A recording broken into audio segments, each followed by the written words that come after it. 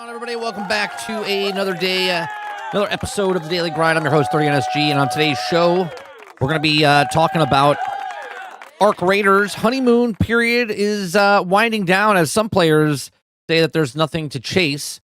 We're going to talk about Battlefield 6 Winter Offense update details revealed. We're going to talk about Clair Obscur. Expedition 33 had a big launch. Game Pass helped make it even bigger. And if we have time, we'll talk about a console nobody has heard of, just topped the PlayStation 5 in sales in the US. And then we're gonna watch a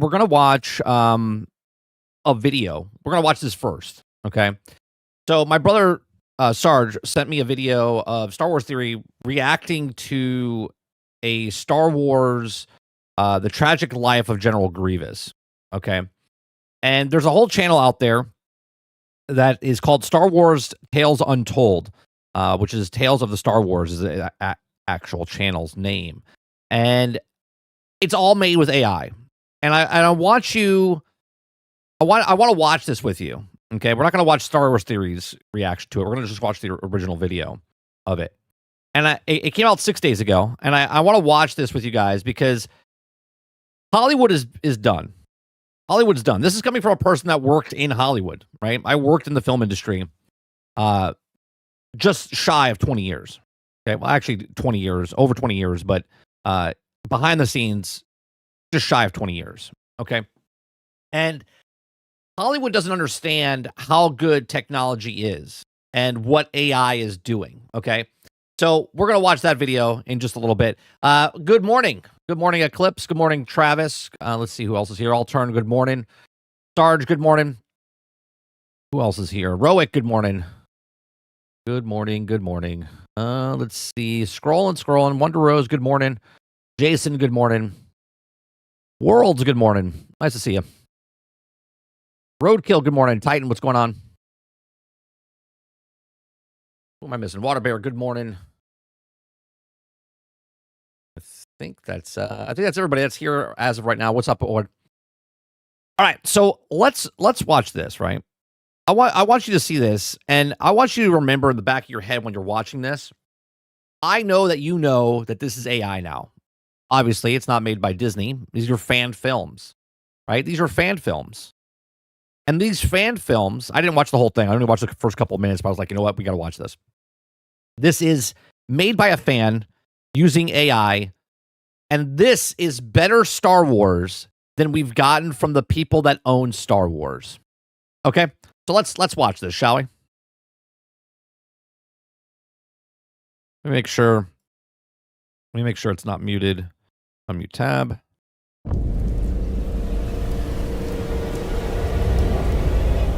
Go on, John.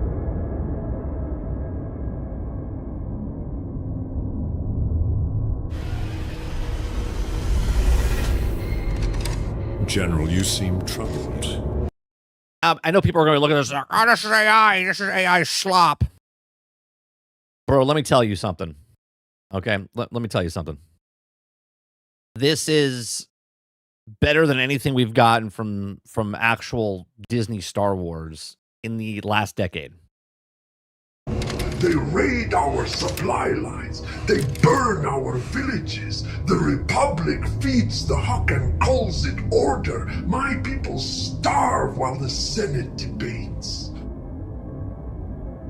Your anger is justified, but rage without direction accomplishes nothing.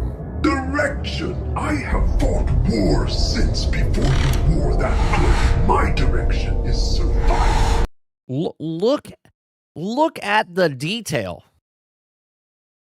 All right, look at the detail.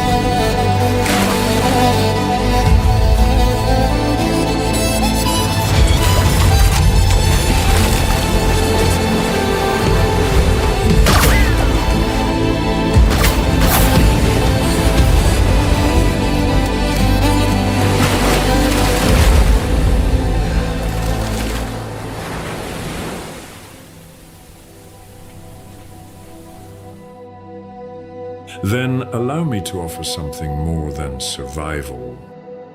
A chance for your people to rise, a chance to strike at the Republic with allies who understand your suffering.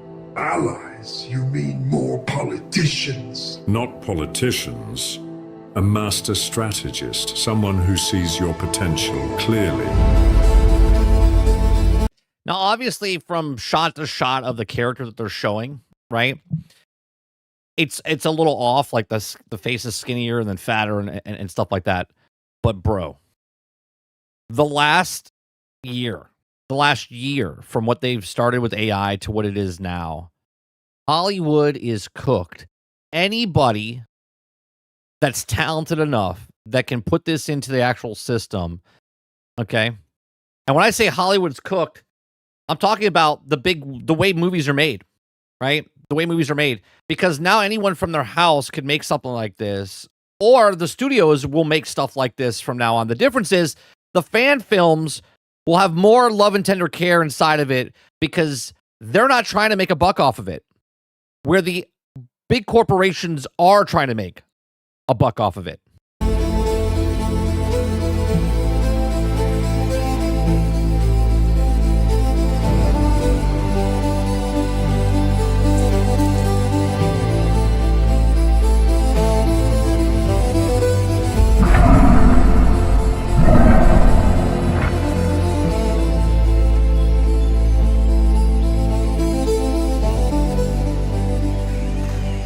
General, the shuttle is ready for you.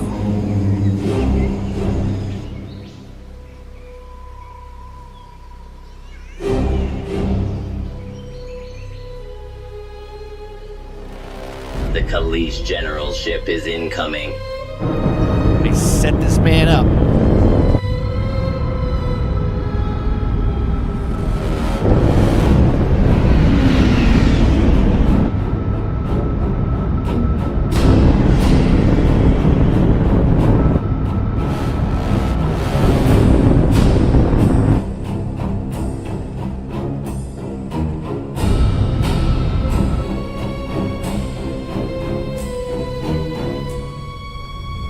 Do it.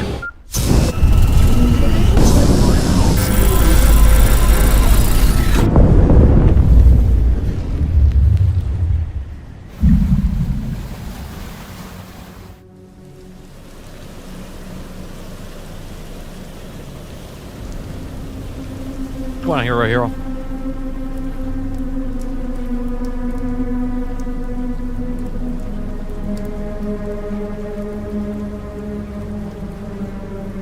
I have the Kalish General. He was not conscious to witness his Jedi capture. In fact, he's completely unaware of what has transpired. You may begin your experiments. Am I dead? You are awake, my friend, and yes, very much alive. But your body... This is crazy. This is absolutely nutty. This is better than what Disney paid $700 million for. Or anything they've produced. He has sustained nearly fatal wounds due to your accident. Who? Ow! My apologies. I am Sen Hill, chairman of the Intergalactic Banking Clan. And judging from the cloak we found, you are a Kalish General, are you not? A very fortunate one, might I add. A banking clan frigate picked up your escape pod's emergency beacon in the Genoa Sea. Your crew was not so lucky, I'm afraid. But you, dear General, your mind and vital organs are safely in our care here on Geonosis.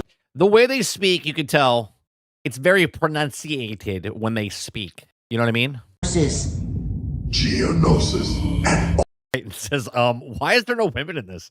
honorable leader dies alongside his soldiers. I order you to bring me back to Kali. How touching, General. I mean, there was a woman. She got killed. And that's why Grievous was pissed off on the beach. Do you really think the IBC would go through with all this trouble only to let you die? You would not even survive a journey back to Kali, let alone another 4 hours here without a blood transfusion. However, as fate would have it, your accident is almost a blessing. You see, we have been funding a Geonosian bionic technology project, and you, Great General, are the perfect candidate for our experiment. An experiment that will plunge you back into the heart of battle.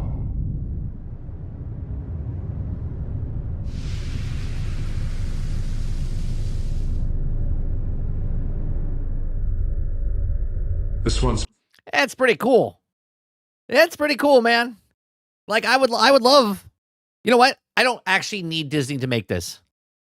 We can have a fan make it just like they did. As a fan of Star Wars, I don't care how I get more lore from Star Wars, as long as it's entertaining and good. belonged to an old friend of mine, and now it's yours, as a reward for your impressive training. The Jedi shall fall to their own weapon. No one has ever received a lightsaber as a gift, especially not a droid. A sign of gratitude would not be completely out of place at this moment. And who is this someone? General Grievous, at last. And who are you? I am your future. The General has proven himself capable and ruthless, my master. So I've heard. Tell me, warrior, how many battles have you fought? Too many to count. And yet your people still suffer. The Republic ignores your pleas that Jedi protect the Senate, not justice. They are your enemy as they are mine. The Jedi, yes, they interfere with everything. Good, your hatred gives you clarity. With the right guidance, your rage can become something unstoppable. The Republic trembles when a leader strikes with purpose. And what purpose do you offer? A war that will reshape the galaxy, and you, Grievous, will be its spear. Your body weakens, your wounds slow you. But I see the warrior beneath the flesh. I can give you strength far beyond this. Strength the Jedi will fear. Strength to protect Kali. Strength to avenge it. What would you have me do? Serve Lord Tyrannus. Crush the Republic. Lead armies forged for a single purpose. To bring this galaxy to its knees. If this Why did it take so long for Star Wars, for Disney, to tell a story like this? They haven't yet, right? Why don't they tell stories like this? war comes, I will fight it for my people, for Kali. Excellent. Now, obviously, he's using the same scene over and over because it's, there's no budget here.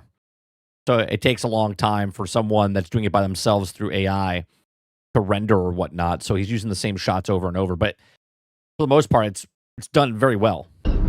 We begin immediately. Prepare yourself, General. Your true transformation is only just beginning. Your destiny awaits, General. Get your sabers. I love the fact that they even have the fucking nose hair up. Like it's crazy. It's crazy. Go check this out. Let me put the link in the description down below. Go check out some of the other stuff on this channel. Okay, I'll put this in the description. Like it's insane. It's absolutely insane. Some of the stuff that that can be done right now And yet here we are sitting on stuff that Disney can't even do themselves. Was it Tales? Oh, it's Star Wars Tales. Star Wars Tales? Star Wars. Is that it? No, that's not it. What am I?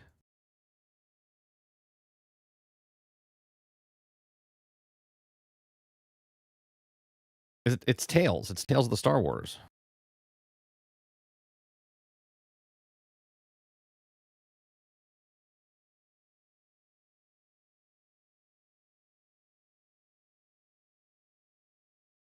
Nope, it's not popping up. All right, what we'll do is I'll just paste it at the bottom.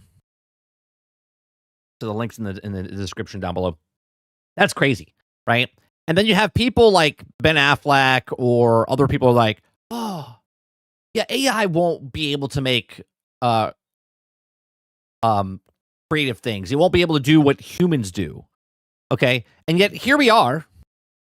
This person, whoever created this, right? I don't know if it's one person, if it's multiple people, okay? Where they tell the entire story in a short period of time, in less than 10 minutes, a short film, okay? In a short story, less than 10 minutes long, they had more emotion and more storytelling in that 10 minutes than I've seen in the last, I don't know, 6 Star Wars shows that they had that were 30 minutes long. Okay, each episode. More story was told in this one thing. It's insane. It's insane. And they're like, oh yeah, no, movies are fine. You can literally make anything in your brain now through AI. And of course, because of AI, because of all the shortages and stuff like that, because of the chip manufacturers and stuff like that. But this is the future, guys. This is it. Right? There was an interview recently with the guy from NVIDIA on Joe Rogan. There's a clip going around right now. He says within 2 years, AI takes over completely. 2 years, AI takes over completely. And they're okay with this because, I mean, look at it. Look at it. Insane. The graphics, right? Again, some of the stuff that you see here. Like here, let me bring this back up. Right? I mean, just look at this. Sometimes, like, look at the detail of this guy's face. What is the difference between CGI and AI? CGI was made with a computer generated. Okay, which guess what? Right? Computer helped human create this. Now AI, human typed in and said, I need General Grievous, alien creature, put some pictures in of him, if it was from the comic book or whatever, and boom, voila, here it is. What's going on, Argus? Because saving money and charging more is the name of the game, 100%. You're going to go over the Micron not making RAM for the customer? I'm not. If you want to go watch a video, I watched the video this morning. Oh, why is that? Why is that not over the thing? Give me a second. If you want to go watch a video on that, you can go watch. Is it this one? Yeah. Let me bring this. Yeah, if you want to go watch a video of that, I believe Alex. Oh no, it's Alex does a video of that. He goes over it. He goes much more into detail of what's going on.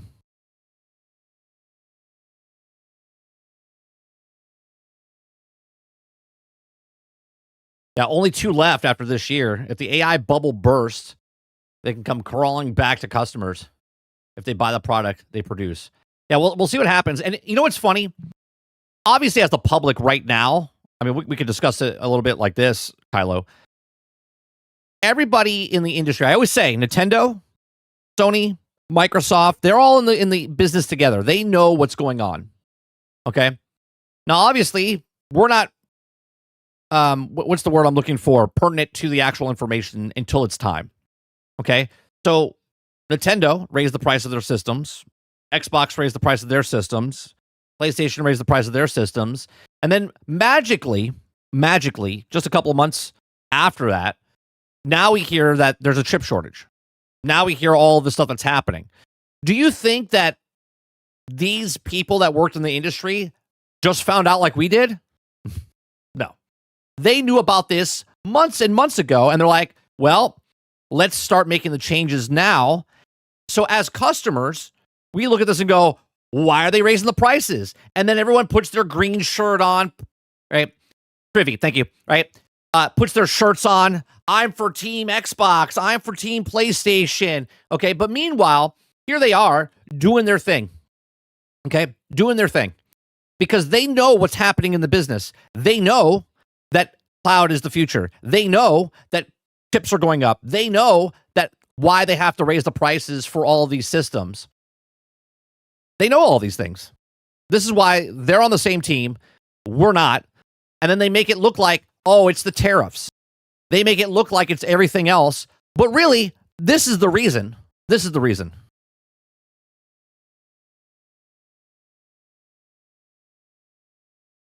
Argus says, I watched Asmongold. Oh, no, it's Alex. And someone Asmongold reacted to talked about that subject. These companies feeding money into each other, raising the tech prices for customers' product. Yeah, it always comes back to us. It always comes back to us.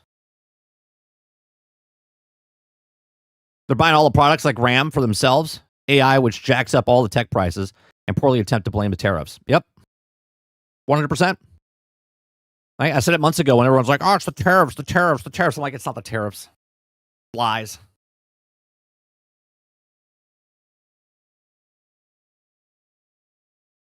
Right? Because if it was the tariffs, then why would they be raising prices for other countries? They didn't raise their tariffs.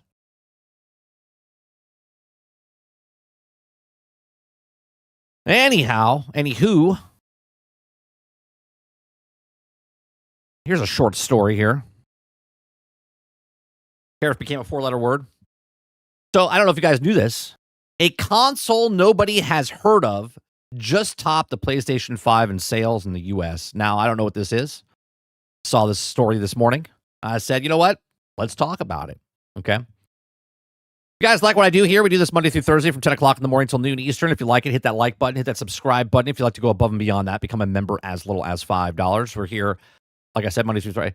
You can also go above and beyond that by, you can download our music, go to the merchandise, get a shirt, get a hat, get a mug. Okay. Circana's most recent release of hardware sales in the United States just revealed tantalizing tidbit about an unknown piece of hardware that's making waves this holiday season.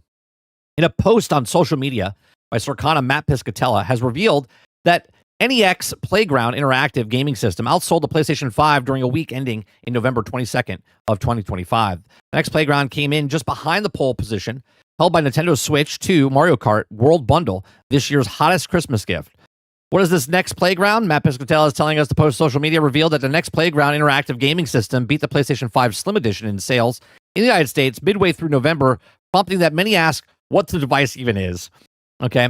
The NEX Playground has been around since 2023, but the gathering steam now ahead of the year's holiday season. It's part of a new lineup of interactive game consoles designed for families and young gamers, allowing them to turn their television sets into engaging experiences without the need of controllers. It's like a Kinect, an iToy, or a PlayStation camera, but you don't need a console to make it work. It's just in the console. Okay? Isn't it funny? Isn't it funny how things that people didn't want, which was a Kinect, right? And yet now people are buying a fucking off-brand Kinect. Okay, it's an AI-powered device that sits next to your television, offering a range of games like Fruit Ninja, Bluey Bust a Move, NHL Push Rush, Barbie's Dance Party, and all which encourages young players to get up, get moving, and enjoy video games more interactively. It also has a bolt of subscriptions that users can opt into to secure more games. Another subscription service. The Nexus Playground costs just $249, which makes it a considerably cheaper option compared to the Nintendo Switch $500, or a PlayStation 5 Slim Digital for $449. Circana's Matt Piscatella followed up with a simple sales report with the comment that read, "Motion controls is back." So there you go. You think you know what's going to sell and what's not going to sell. This little box here is selling more. Obviously, it's very just in November, just for the holidays, and it's just beating the PlayStation 5 in the United States, but it's also the Slim Edition, right?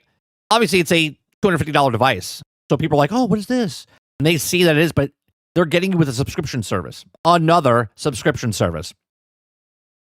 I thought this was going to be a short story, so there it is. There you go. Nobody heard of this thing, but yet it's the top-selling thing. It's the top-selling thing. Oh, you know what I want to see? If my chat got fixed. Ah, it did. There you go. It got fixed. There you go.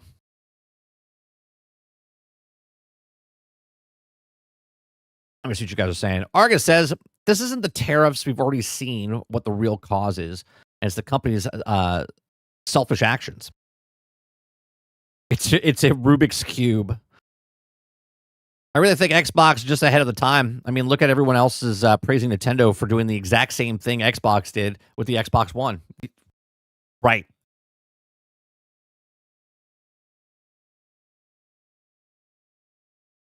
Z says, what's going on, Z? Says, and now the kid with the Nexus game system gets ridiculed. The doofus for having one. They're like, what is this shit? I have a PlayStation 5. I have an Xbox Series X. What do you got? I've got the what is it called? The next playground. Be like, oh, your parents don't love you. Your parents don't love you. Right? This is a stocking stuffer, is what it is. It's the Dreamcast all over again. Yeah. Oh boy. All right. Let's go to the next thing here. We've been talking about Arc Raiders constantly for the last month. Okay. I saw this, and I think, again, this is not like the sky's falling, the game sucks or anything like that, right? This is not what this is. But we started bringing it up the last week or so that you can sort of tell there's a shift, right? Now, obviously, you go look at the numbers on Steam. The numbers are still consistent, but there's a turning point. You can see what's happening on YouTube. People are starting to make a lot of videos of PvP, PvE. People are losing. They don't want to go into these things. There's a lot of people turning on the game right now. Not in a bad way. Just like they're like, you know what? I'm just going to hold off. I don't know what the expedition is. I don't know where they're going. They need to make a PvE type of thing. So it says Arc Raiders' honeymoon period is winding down, and some players lament that there's nothing to chase. Okay, if you guys like what I do, we do this Monday through Thursday from 10 o'clock in the morning until noon Eastern. If you like it, hit that like button, hit that subscribe button. If you'd like to go above and beyond that, become a member as little as $5. Okay, so just over a month since Arc Raiders launched on PC and console, some players are claiming that they have run out of things to do. This is not an Arc Raiders problem. This is a video game culture problem. Okay. This is a problem. Look at all of these advertisements. Look at all of these fucking advertisements. I swear to God. You got ad after ad after ad after ad after ad, right? You guys can't see it, but there's ads over everything. This is the Destructoid. Okay. So people are constantly get a game, finish the game as fast as possible, and then move on and then complain that there's nothing to do. People play 60, 70, 80, 90, 100 hours of a game, and then they complain there's nothing to do. They're like, oh, well, there's just not enough to do in the game. It's like, bro, you just put 100 hours in a week or 2 weeks. Of course there's nothing for you to do. You've done it all because the game they've created only has 40 hours or whatever it is. But it's longer because you're getting killed in the PvP, and it takes longer to find light bulbs or whatever. Okay, the extraction shooter took over Steam, Twitch, and other platforms on its first in the genre since Escape of Tarkov really resonated with people, and the first to become popular with casual players. Okay, it says, but now players with dozens of in-game hours behind them are feeling exhausted with what's available so far, which is over 60 quests. I think I've done 32. I think I'm halfway through the quests. Endless opportunities for PvP, and randomly drop blueprints that allow you to craft endgame weapons and gear. He says, quote, I was convinced that this would be one of those games that I could put 100+ hours into, okay? 100 hours into without even thinking about it. One upset Redditor said. But after clearing everything that's currently available, I'm stuck, right? There's no meaningful endgame loop, nothing to chase, no evolving difficulty, no long-term system that keeps you invested once you reach that mid or late game stretch. Right? I want to keep going, and I'm absolutely that type of player who can grind for a game for hundreds of hours, but right now, I'm running into a wall with nothing waiting on the other side. I love when people created their own problems. Okay? They've created their own problems. They have so much time on their hands. They've literally ruined the thing that they love because they didn't play anything else. There's literally hundreds of thousands of games that you can go play differently. But we need that new thing, and you need to grind it as fast as possible and then complain that there's nothing else to do in the actual game. Okay? Imagine a game where you just play it. If that's 10 hours, if it's 100 hours, if it's 1,000 hours, and you put it down and you come back to it later when there's things to do. Okay? It says the particular gamers said that they have over 75 hours logged into Arc Raiders, which works out to be around 2.5 hours of game time per day since the launch at the end of October. Okay? I'm not sure where that lies in the average play time for those who also enjoy the game, but plenty of others feel that they're still getting their money's worth, especially for $40. Now, think about that for a second. $40 game. They put 75 hours in a month. Okay? The average gamer plays 2 hours a week. 2 hours a week. It would literally take them 30 weeks. Okay? 30 weeks to put the exact same amount of time in that they have, right? Longer than that. Like 45 weeks. It would take someone that's an average casual gamer, it would take them a half a year, okay, to put the exact same amount of hours in for them. Okay? It says I'm around 180 hours and still having a great time. Another Redditor replied. Solo runs are mostly chill, looking for loot, fighting, but some arcs with occasional PvP moments. Playing duos and squads and PvP chaos for the entire run. Pretty much, I've absolutely loved it. In a few weeks, the first Expedition project window opens up, meaning players can reset their progress and start anew in exchange for new rewards, XP opportunities. But now, there's also who has already sunk several dozen of hours into the game, may have to do with what they have. Okay? It says, for most players, though, I feel like there's still plenty to do. I think there is, right? I have 54 hours in this game, and I'm halfway through the quests. Just fucking around in the game, searching for stuff, right?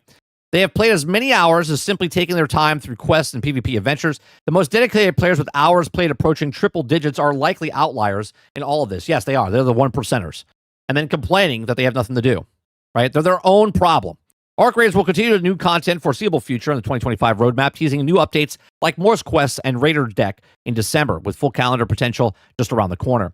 I just think it's funny that these articles will never end, right? And we'll never stop talking about it because there's always going to be people that play a video game until they're blue in the face and then complain there's nothing to do, even though they put 200 hours into a game. Go anywhere else. Anywhere else. Pick another genre. Pay $40 and tell me that you're going to have 75 hours of time in anything. Go to the movies. How much does it cost you? And did you put 75 hours into the movie theater for $40? Did you go to a concert? Did you pay $40? And did you put 75 hours of content in that concert? Okay. Did you pay $40, okay, to go do anything else in the world? No, you didn't, because $40 for 75 hours is beyond, okay, great entertainment. And then bitch about it that you have nothing to do after 75 hours of the same game. It's absolutely ridiculous. Average gamer is 2 hours a week. That's correct, Steel Eye, right? The casual player plays 2 hours a week because these are people that have full-time jobs, lives, families, have to do other things. And when they get a moment of silence, when their kids are asleep, their wife is down, their husband's gone, whatever, they're like, you know what? I'm going to sit down and play a video game. That is the majority of gamers that play, right? The people that are on YouTube, the people that you watch podcasts and do all that stuff, these are not the casual players. You putting 3 hours in a day, you're not a casual gamer. You're a casual gamer compared to the 1%ers, but you are not a casual gamer if you're putting 3 hours in a day. Gaming in general. Yeah, gaming in general. Mo says, apparently I watched almost 4,000 channels on YouTube this year. 4,000 channels. 4,000 hours or 4,000 channels? That's a lot of channels, Mo.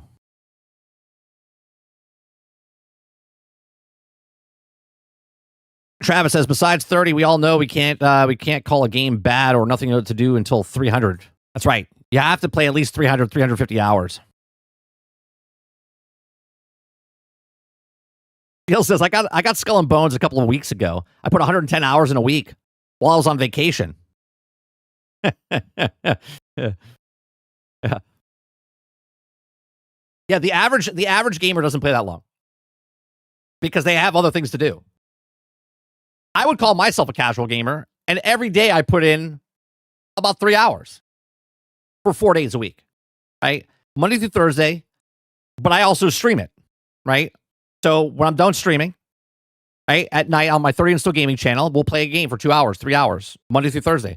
Friday, Saturday, and Sunday, I don't play. If I wasn't a streamer, I would probably maybe put 4 hours a week, maybe 4 hours a week of gaming because of stuff I have to do.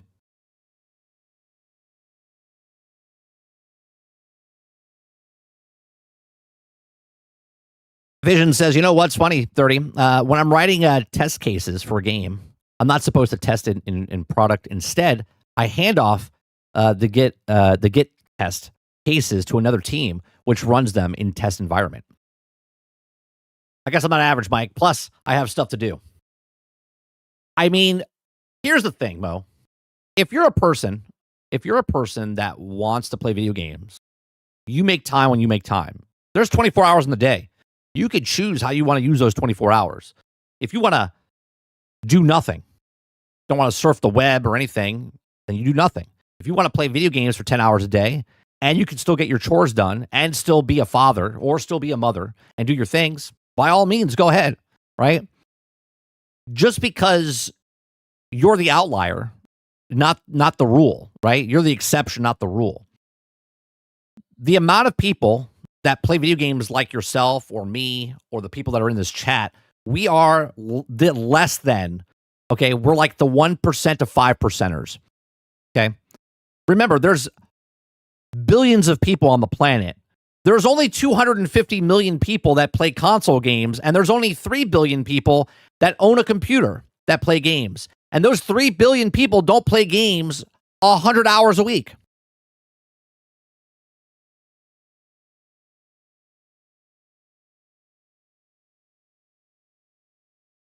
Like it's crazy to me. The average gamer, okay, go look at the achievements. Go look at the achievements when you know a game sells really well, if it's on PlayStation or if it's on Xbox, right? And you know it's sold like 7 million units, 5 million units. Go look up an achievement.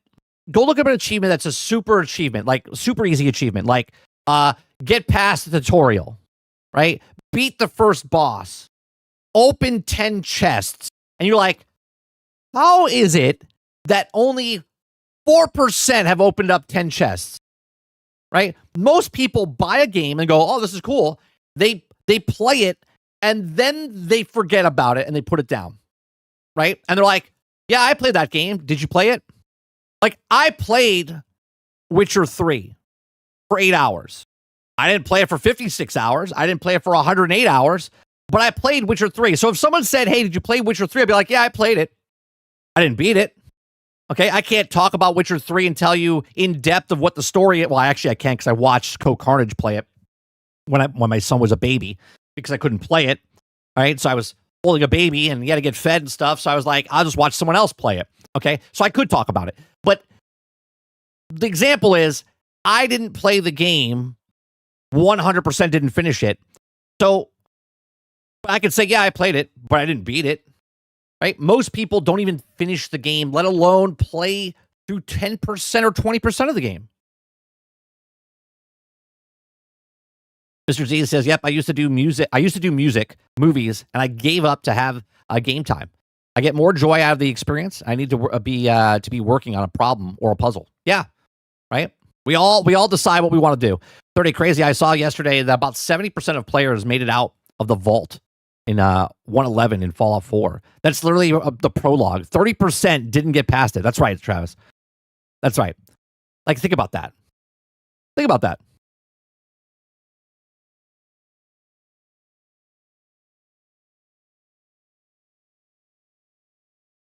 Quintar says to add the only problem with that is that you can hide your profile for your achievements don't get counted. Sure, Quintar, but you can't count what you can't see.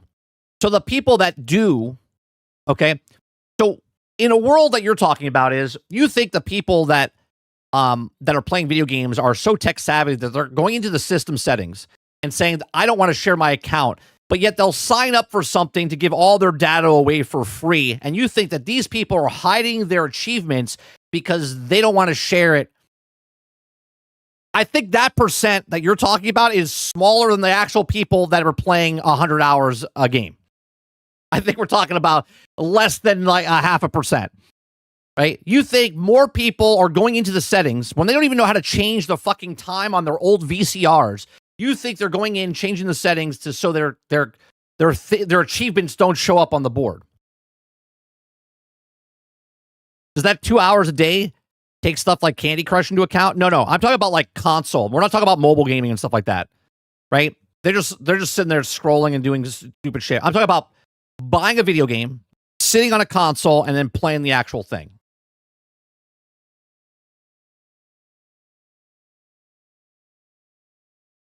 Playing over 8 hours a day, complain that there's nothing to do is crazy.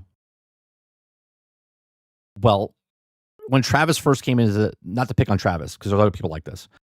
Travis first came into the stream 2 years ago, talked about Fallout. He put 300 hours in, over 300 hours, and said the game was crap. Okay, think about that for a second.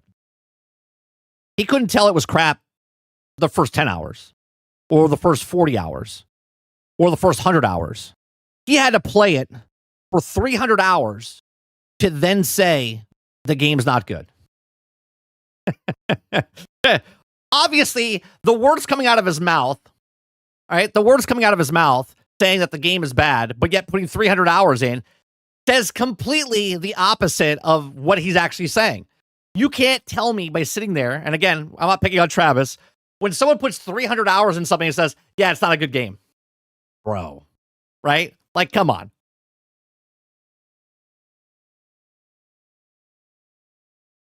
He says, like, damn, I just made myself want to play Fallout 4. I played 2 to 3 hours a day casually, showing my age. Not to pick on Travis, but quick, let's attack him. No, we're not attacking him. We're not attacking you. But there's people like that. There's people that will say this game sucks, and you ask them how many hours they have in it, and they have 1,000. Right? Destiny, I put 1,300 hours in Destiny 1. Love Destiny 1. Destiny 2, I put in, I think it was like 600, 700 hours. Okay? Obviously, I like Destiny, but I don't like Bungie. So I stopped playing Destiny. But I can't tell you that Destiny, when I stopped playing it, was a terrible game. Obviously, I love the game. I just don't like what Bungie did with the game. The clip says, like all of them Starfield reviews, there's also a small number, but some of them are like 200 hours in and didn't recommend it. Yeah. That should tell you that they recommend it. It's like reverse psychology. If someone puts 200 hours into a game and they say, I don't recommend it,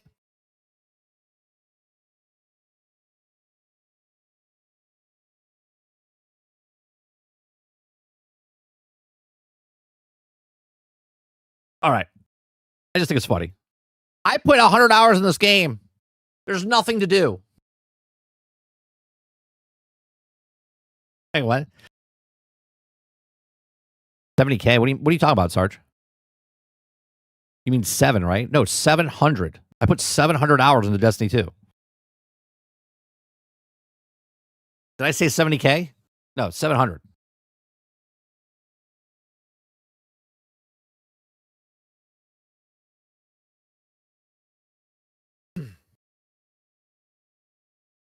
Did I say 70K? I must have had a stroke there for a second. Speaking of strokes, Battlefield 6. Love talking about Battlefield. Okay. Battlefield 6 Winter Offensive Update details revealed.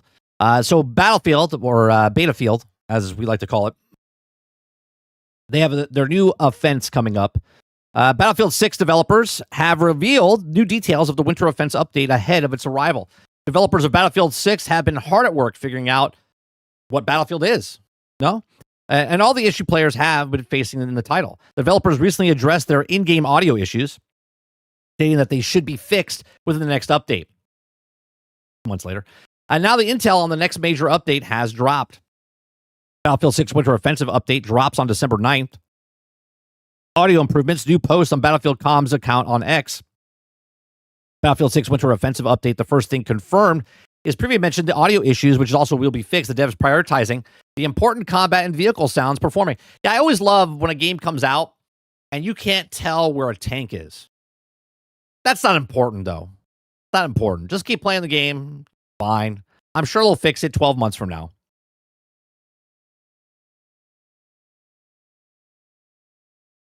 They got mode adjustments. Next up is mode adjustments. Both Rush and Breakthrough are getting significant updates after Battlefield 6 Winter Offensive arrives, focusing improving attacker flow, reducing defender oversaturation, and tightening clarity around objectives. Breakthrough will see capture volumes and vehicle availability update across several maps, and these changes have been guided by feedback of internal data to help bring the win rates closer together for both teams. It'll be fine, chat.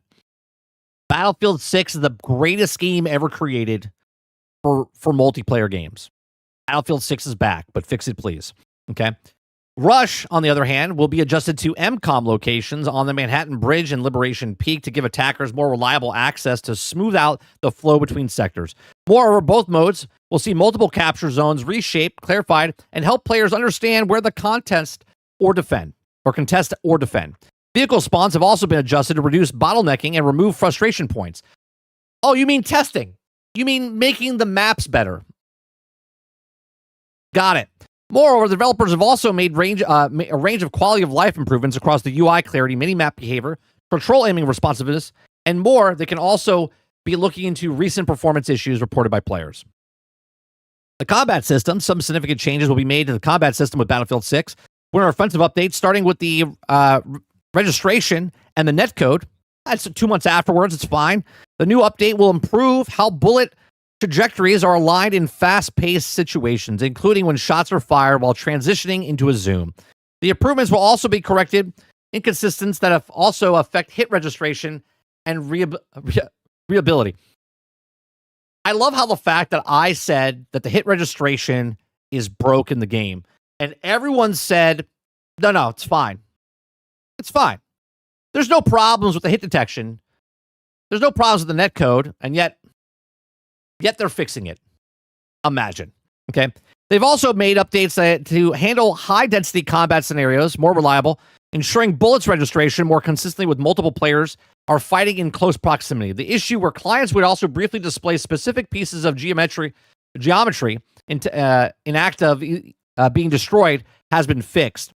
Next, we come to soldiers' visibility. An upcoming Battlefield 6 Winter Offense update has refined how visibility affects active at close range, so the soldiers stand out more clearly in the dark or low contrast areas.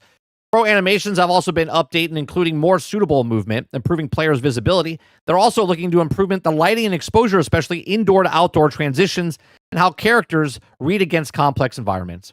Okay. Last but not least, the weapon adjustments of the new Battlefield 6 update will bring a wide range of improvements to weapons handling, including fixes towards first shot accuracy, attachment behavior, and tuning across various recoil patterns and weapon categories. The new changes intend to deliver more predictability, consistent weapon performance, and active combat. So, there you go. All the stuff that was perfect when the game launched is being fixed 2 months afterwards. It's amazing. It's amazing to me, chat, when people give constructive criticism. Again, I have a video of this, right? Constructive criticism is toxic, okay? When you give feedback to something, when I played the beta and said, these are the problems with the game, and this is before the game launched, this is back in August, okay? Where we played the beta, which was 2 months before the game launched, and yet here we are, 4 months after we played the beta, and the same problems that were in the game before the game came out are the same problems in the game right now. And let me tell you something, they're still not going to fix it, okay? This is the same thing, the same scenario over and over. It's like I'm a fucking broken record, okay? Games come out, broke, buggy, and unfinished. Everyone keeps buying them, and they praise it because they think it's the greatest game ever made, but yet they're comparing it to the last game, which is broke, worse than this game. And when they come back with a game that's somewhat good, everyone thinks it's the greatest game since sliced bread, okay? This game will be finished and fixed. Well, it'll never be finished, but it'll be fixed 12 months from now. We're 2 months in. We got 10 months to go. So by the summertime, okay, after summertime, we'll finally have Battlefield 6. And by that time, it'll be on Game Pass. And then that's when we'll play it, because then it'll be an actual game that's complete and done. And thank you very much for everyone for paying for it ahead of time to make all these changes and all of these testings. Okay, instead of being a beta tester and getting paid to be a beta tester, you're paying to be a beta tester. But I appreciate it. So there you go. Battlefield 6 Winter Offensive Update. All the fixes that they're doing. Well, some of the fixes that they're doing at this point. Sarge says, we're talking about an actual game mechanics and a fucking FPS. Jesus, jump up Xmas. Do they test nothing? Nope, they don't test anything. They don't test anything. They'll fix it. What's going on, Sweat? By then, Battlefield New 1 will be getting ready to come out. Well, no, this one's going to be out by itself for about 2 years, because they said within 5 years they want to do every year. So they got to make that first. They got 5 studios all working on it. So I might be done with Battlefield. Nothing beats Battlefield 3 and Bad Company 2. All right, did you get Battlefield 6? PS5? Nate says, man, I'm really loving Cosmic Invasion now. I'm going back, doing all the challenges, each level, and leveling up all the characters. That's good. Ron Slusher says, Mind's Eye is still in beta. Oh, Ron, I have a question. You showed a clip inside of our Discord, and it's just you hiding behind a boat, shooting the things, and you're saying, I love Battlefield, but I didn't understand. I was like, okay, he got 2 kills, but I thought there was something that I was supposed to see. Why you loved it. It was just it looked like a standard kill to me.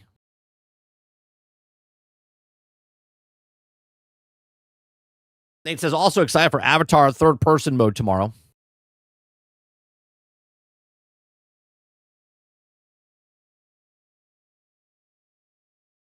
Oh, I was gonna watch. We were gonna watch. Why is this on top of this? That's weird. Anyway, we were gonna watch. Oh, that's why. Let me move that. I was like, why is that? That's got to be above that. So when we click on this, there we go. BF6 is cool. The beta was. I just don't know if I care anymore. I care. I like it. I had fun playing the Battlefield beta, but I just know that the company's not going to have a complete game. And I just refuse to give them money for AAA games, right? If you're asking for $70 for a video game and it's not done, I'm not going to give you. If you're asking $30, $20, right, for a independent game and you know you're going to be testing it, sure. But AAA games, the companies, the studios are trying to become like their indie developers by putting a fully fledged, full price game out that they worked on for 5 years, and they're putting it out like it's a double A, like a single A, like an independent developer. Like they're, oh yeah, we're working hard, we're still making the game for you. Like, I'm sorry, like if a person's playing football in this analogy, right? You're a little kid playing pee-wee football and you drop the pass. I'm gonna forgive you because you're a kid, right? When you get to high school, you drop the pass. You're like, oh, okay, well, I'll still forgive you because you're in high school. You're still learning and whatnot, right? When you get to college, 10 tosses get to you. You might drop one, okay? You're like, you're in college. But you're in the pros. You don't get the same luxury of dropping a pass. When you drop a pass in the pros, you're like, bro, you made it to the pros. How are you dropping a pass like that, right? You don't get the same as someone that's a pee-wee football player, right?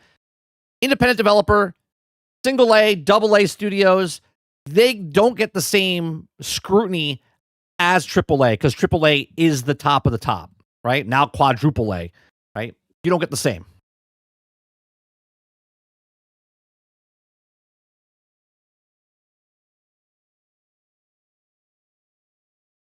Devs ain't what they used to be. I don't care when people tell me I'm wrong. Yeah, they're not.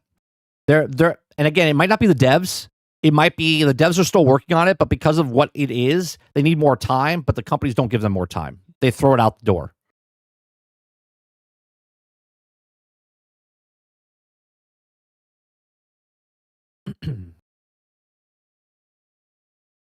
He says, come on, food analogy, please. Nope, sports analogy.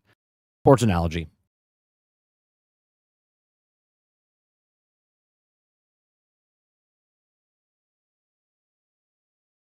Water Bears says, we have the number 1 ranked offense.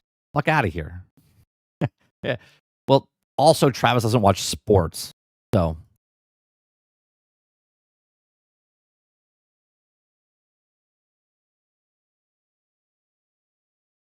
All right, we got that. We got this. The next thing we have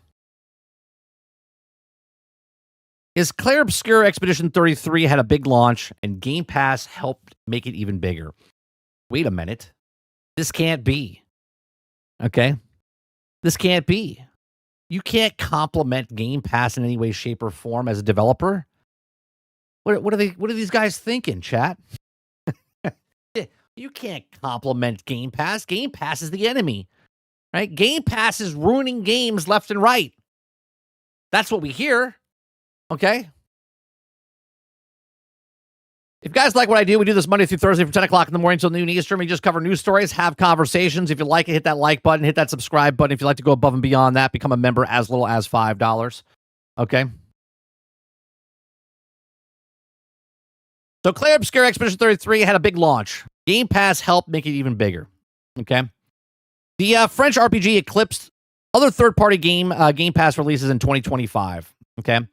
It said, would Clair Obscur Expedition 33 have been just as big without Game Pass deal? Sandfeld creative director Broche doesn't seem to think so. On Wednesday, Microsoft crowned the RPG in the most popular third-party Game Pass launch in 2025. And Broche, is that how you say it? Broche? Thinks that the marketing and word of mouth from subscribers trying the game for free helped propel them for being one of the year's biggest hits. Now, fresh from the sweeping golden joysticks and poised to be the same as the Game Awards, Sandfeld Interactive phenomenal debut of RPG is one of the most buzzed about releases of this year. So it should surprise no one when they announce that Clair Obscur Expedition 3 is the biggest new third-party game launch on Xbox Game Pass in 2025. Microsoft announced its new blog post that's based on the number of unique users in the first 30 days of its availability, which means a huge number of Xbox players joined to gang up in the journey right from the beginning. I put 20 hours in. I haven't gone back to finish it, but it was beautiful, the games the 20 hours I put into it. Okay? If that sounds a bit like Xbox trying to steal some credit from the game's success, the director doesn't seem to think it's completely unwarranted. From being there to announce our game back in summer of 2024 to coming to the studio for the developer direct video in January, Xbox helped get the word out and reach a lot of players, he said. Being on Game Pass also let a lot of people try our game when maybe they might not have before. I don't really like these types of games, but I put 20 hours in because it was on Game Pass. Now, would I purchase the game? I probably wouldn't purchase it until it got Game of the Year. And then go, oh, you know what? Game of the Year? Probably a game I should own. Okay? Now, I haven't bought it. I only played it on Game Pass because, again, it's not a game that I would normally play. The turn-based RPG genre has a lot of fans, but sometimes it might put people who prefer more real-time action games off. Game Pass lowered the barrier for entry, and they could just try it and see how it feels. So a lot of curious players could start the game, explore, an early game, and realize that there's a lot of joy here, even if they weren't expecting it at first. Okay? And this is why I say Game Pass, to me, is like what we used to get back in the magazines, right? You wanted to try a game, you would buy a magazine from PlayStation Magazine would have the discs in the back, or a PC magazine would have the disc in the back. It would have like 5 or 6 games on there. It would have like one level on there, and you would just play it, try it, and go, oh, you know what? I think I'm going to go buy the actual game because I played the demo, right? This is one of the reasons I like Game Pass, because there's a shit ton of games on there that you would go, I would never play this, but I'm going to try it. And you're like, holy shit, I like it. Okay. And if you do like it and you do play it on a streaming platform, if it's PlayStation Plus or if it's Game Pass or whatever it is, okay, you can decide if you want to buy it or not buy it or play it. And because you played it, you might pick up one of the other companies' games, studios' games, because you're like, oh, I like this. Maybe I'll go back. Like, for instance, let's say I never tried any of the games from Split Fiction developer. I forget what their company's name is off the top of my head. But let's say I wanted to play It Takes Two, right? I play It Takes Two, and I'm like, holy shit, this is a really good game. It's on Game Pass. And now I'm like, you know what? I think I'm going to go pick up their next game, which is Split Fiction, right? Or one of their other games down the road. It helps in the long run. Okay. It says, at the same barrier of lower entry, the Game Awards, that was back in April, and the Game Pass was still just $20 a month. If Clair Obscur were also coming out today, players would need to shell out $30 a month. Yeah, but you're not shelling out $30 a month just for this one game. There's other value there. You get to decide if it's worth your value or not. Okay. To have the same barrier of entry lowered, the Game Awards frontrunner is a good example of Game Pass deal working out for everyone involved, but it's also just an expectation that proves the rule, or proves the rule. As service gets more expensive and deals out more indie releases get smaller, it's unclear if Game Pass can keep a good thing going or will continue to shift. Okay. Microsoft says the service is profitable and generated $5 billion in revenue, but it also hasn't released new subscriber numbers in over a year. Maybe the platform will land another Clair Obscur sized hit now nowhere in 2026, or maybe this year it will be remembered as one of the Game Pass peaked in. Okay. So it doesn't really go into too much. It just says it helped expose them, right? I just think it's one of those things that if you're on PlayStation, you would have to buy it to give it a shot. And if you didn't like it, you might have buyer's remorse. Okay. Where if you have on PC, you have to buy it, right? And then you might have buyer's remorse, or you might get refunded. If you have Xbox, you tried it out and said, I didn't really like it. Only cost me $20 or $30. Or you didn't have buyer's remorse because you got to try it. This is why I always believe demos, regardless if it's on Game Pass, PlayStation, Steam. Demos sell games. This is why people like Steam, because there's a lot of demos on Steam and people can try the game before they buy it. And it helps in the long run with these games because you can try something out before you buy it. Because nowadays, there's no physical copies and you can't return it to the store. It's 2 hours. So sometimes you buy a game, but some games are developed and structured where in 2 hours you don't even know if the game is good or not because you're not even playing the game. What game came out recently? Oh, it's Mind's Eye, right? Mind's Eye came out where you really didn't do anything in Mind's Eye. It was like cutscene after cutscene after cutscene until about an hour and 45 minutes into the game, and then you finally got to the actual game. Okay. Cabbage says, I've beaten games in 2 hours. It all depends what type of game it is. If it's like an independent game and stuff like that. That's a little scummy though, isn't it though, Cabbage? If let's say it's an independent game, it was only a 2 hour game, you beat it before you buy it, you beat it, and then do you return it? Or are you okay because you know what I mean? I don't know. I feel like if you bought a game, you liked the game, you wouldn't return it. I'm not saying you returned it. I'm just saying in general. Like, would people do it all the time, right? Like they buy something in the store. Here's a food analogy for you, Z. People buy stuff in the store, eat the thing, and then they don't pay for it because they ate it in the store. So I think you're a scumbag if you do that, by the way. What if Mind's Eye had a demo? I mean, technically Mind's Eye is a demo. So there's that, Ron. Eclipse says, yeah, I love Steam Fest. One of the best things they've ever made. If I bump 2 hours in the game, I'm not returning it. Yeah. I know there's people that do it, though. You know what I'm saying? I'm not saying you do it. But there's people that play the game, beat the game, and then try to return it. It's like, I had a lady one time. Here's another food analogy for Z. I worked in a cafe. There's like a coffee bar type of thing. And we made sandwiches, okay? Lady sat at the counter, ate the entire fucking sandwich, except the last, maybe inch of the sandwich. A gnat landed on the sandwich, okay? And then she said she wanted her money back. And I looked at her and I thought, because she was a regular, I thought she was joking, right? I thought she was joking. And I was like, oh, you're serious? She's like, yeah, there's a gnat that landed on my sandwich. I was like, no, a gnat landed on the crust of your sandwich. You ate the rest of the sandwich. She's like, I want my money back. I said, I can't give you your money back because you ate the sandwich, right? And we had this long argument. And then the manager came out and said, give her money back. I said, I'm not going to give her money back. She ate the sandwich, right? So she goes, I'm going to give her money back. I go, if you give her your money back for that sandwich, you're losing an employee. And she said, well, I'm giving her money back. I said, well, have a nice day. And I walked because the fact that you gave someone, when they ate the goddamn sandwich and a gnat landed on this little piece of the part of the sandwich that you weren't even eating. She didn't even want to eat it. She just left it on her plate. No one leaves a No one leaves this on their plate and says they're going to eat it. Okay? Hey, you can go fuck yourself. So I told them that. I told the lady and the manager, go fuck yourself. Water says, but the customer is always right. Until you're an asshole and try to do that. 30, you told the manager you're not giving the lady her money back? That's correct, Water. Have you not know what type of person I am, Water, from all of the years that you've been here?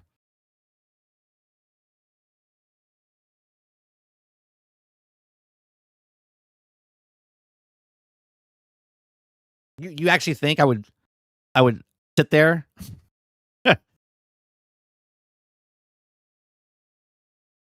that's right, Cabbage. This is 30 we're speaking of. You think I'm going to let the lady eat 99% of the sandwich and then ask for her money back? I would tell any of you to go fuck yourself if you think you're getting your money back for that.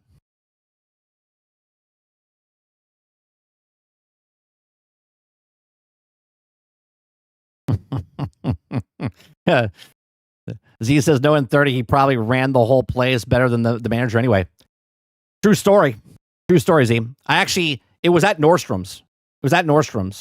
And the cafe was in Nordstrom's. And I went from the cafe to selling suits at Nordstrom's. So, yeah.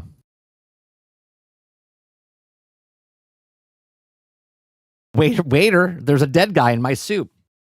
Now, obviously, if it happened early on and she was like grossed out and stuff like that, it'd be different. But you ate the sandwich. You can't eat something and then tell me that she said this, right? That it wasn't good. I want my money back. You can't eat the sandwich. It's not a demo sandwich. It's the fucking sandwich, right? You eat the entire sandwich. You can't be like, it wasn't that good. I want my money back. No. Not how that works.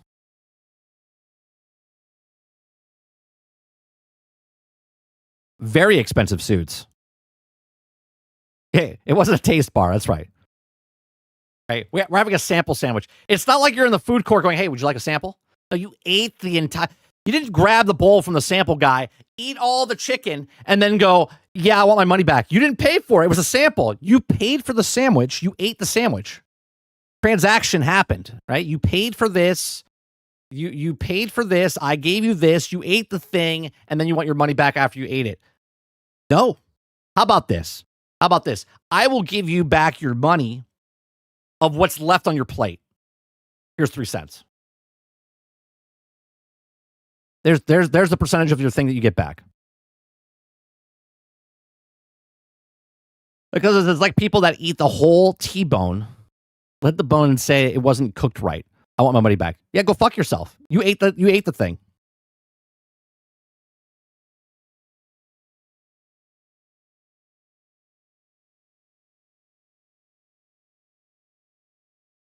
All right. I think we're done there. We have a video that we're going to watch here from Billiard News. Okay, from Billiard News. This is called Bungie. PlayStation wrote off Destiny. So have players. Okay. Let me take this real fast.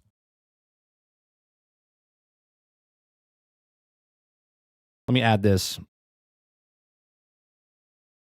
to the watch list here.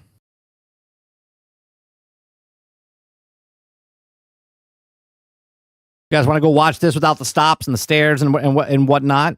You can go Destiny's game director says they have a problem retaining play. You can go to Billiard News and watch it without my commentary and without the stops. All right, so here we go.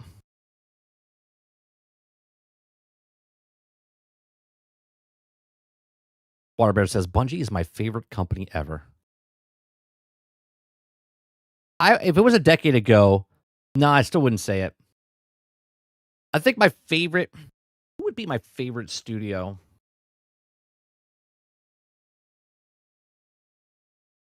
I don't know who my favorite studio would be. I don't know what my favorite studio would be. And this is before I got skewed as an old man.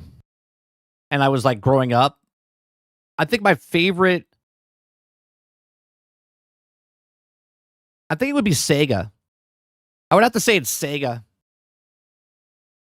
Right? growing up, I think it would be Sega. Sega made good games back in the day. Maybe now I would say maybe I really like Red Dead Redemption, so maybe Rockstar, old BioWare, right? Old BioWare. Yeah. Maybe stuff like that.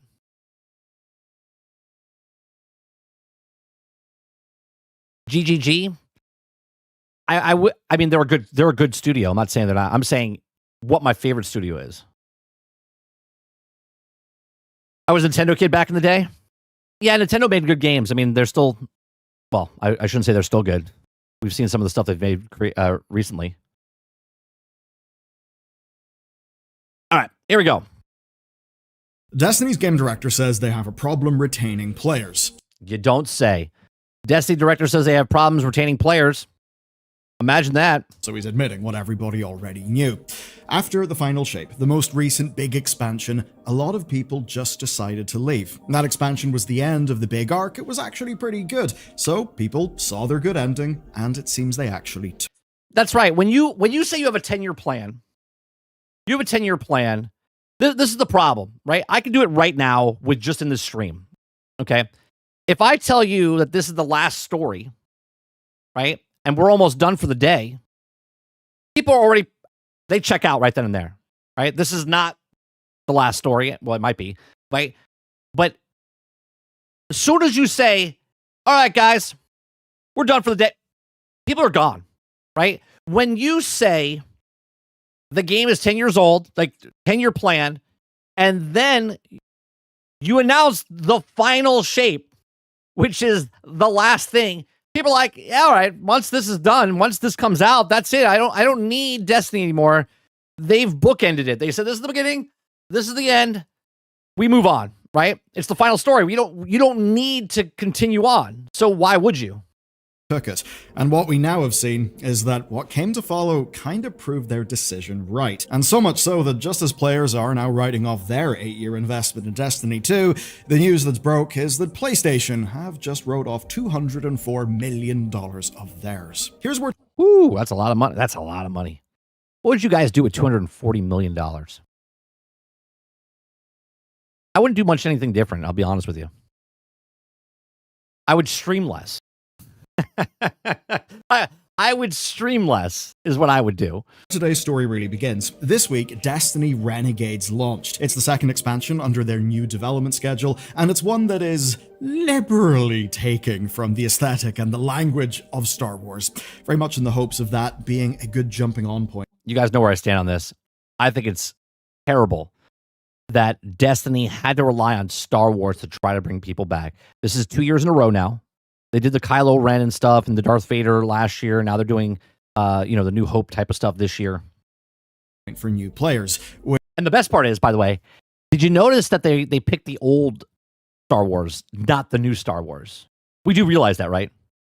Right? They picked, I mean, obviously Kylo Ren was in the last year, right? But then they realized that nobody likes the new trilogy. So they're like, let's go back with the old stuff. Let's reminisce about stuff from New Hope. Which is exactly what both Destiny and Bungie desperately need. They need a win, because recently they've been taking... This is what we wanted. No, Cabbage, what we wanted back in Destiny. We wanted a Star Wars game like Destiny. We didn't want Destiny to become Star Wars. There's a difference there, right? We used to say all the time, right? I said, I want a game like Destiny, but Transformers, like Marvel, or with Marvel, or Star Wars, is what we said, right? These are the three things that we said all the way back those years ago. Okay. We wanted a Star Wars game like Destiny. We wanted a Transformers game like Destiny. We wanted a Marvel game like Destiny.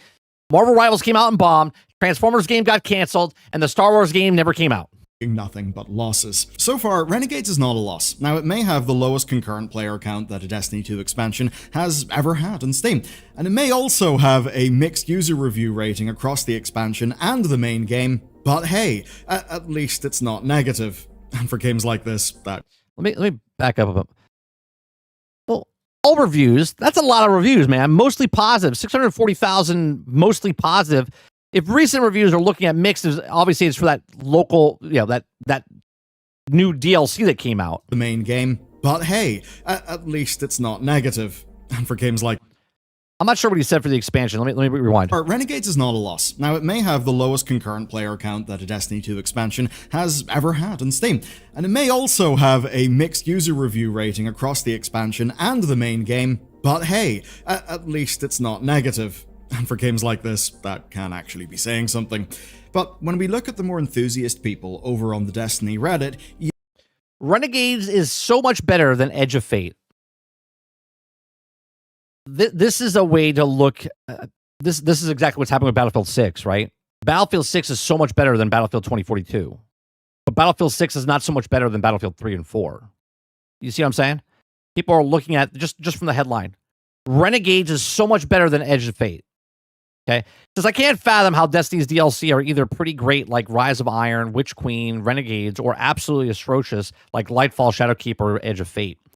Now, I know the first day I haven't even finished the campaign yet, but I'm having a blast. Now, that's the new car smell, right? The new weapons are super fun, not reskins for once. The campaign missions look fantastic, and indeed does feel like a mix between Destiny and Star Wars. So far, the story isn't great, but not terrible either. Always found Destiny's storytelling lackluster, but the story so far is above average at least. The gameplay is fun as well. Dynasty is good, and somewhat boss fights feel innovative for Destiny standards. So overall, I feel very happy with the DLC so far, and I think it's probably going to be one of the better ones. You do see, actually, well... The production quality of Renegade is noticeably higher than Edge of Faith. Yeah, because they couldn't phone it in. You guys understand the difference, right? Renegades is better because they put Star Wars in it, not because they put a better effort in. It's the please, we were doing minimal viable product before, but now we have to actually try. We need you to come back. Right? The design is pretty much everything from locations, gear, UI, cutscenes, assets, etc. Is all leagues from Edge of Faith, is also the most enjoyable experience I've ever had in Destiny in maybe the last year at least. It's been out for 9 years. Again, they're comparing the thing that came out before it, not the stuff that came out before that. Okay? Everything in Renegade is noticeably Star Wars, but also more Destiny feeling than its best of ages, in my opinion, since OG Destiny. Right? Has a grittier sci-fi look, and Destiny 2 has lost over the years. That's right. Destiny 2 lost its identity because they ran after the Eververse. They tried to microtransaction you to death instead of just telling a good story and making a game. You didn't need Star Wars. Destiny is Star Wars. Destiny is the thing. People should be going to Destiny and going, hey, can we use Destiny in our game? Can we collab with you guys? Right? A bit of a better reception. It seems that the actual content in this expansion is at least better than what people got in Edge of Fate. But of course, for many people, that will be damning by way of the faintest of... I'm not going to sit here and tell you that this doesn't look cool. Okay? It does look cool. Okay? It also is desperation from a company that didn't need this. Praise. And it's certainly not a reversal of fortunes. Now, the last time we talked about them was when the Edge of Fate expansion was received, honestly, terribly by people. I love people that also remember, guys. I remember. Pepperidge Farm remembers. Remember when Marvel's Avengers came out and people are like saying that, oh, God, we're fighting the same guys? We're fighting the same guys? Meanwhile, back on planet Earth, the same people are fighting the same actual characters in Destiny for a decade.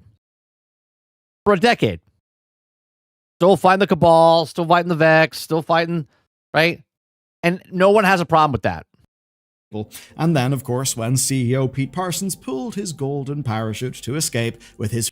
Hey, we have a song about his golden parachute, which you can find on Spotify. Freshly vested. Called Golden Parachute. It stocks.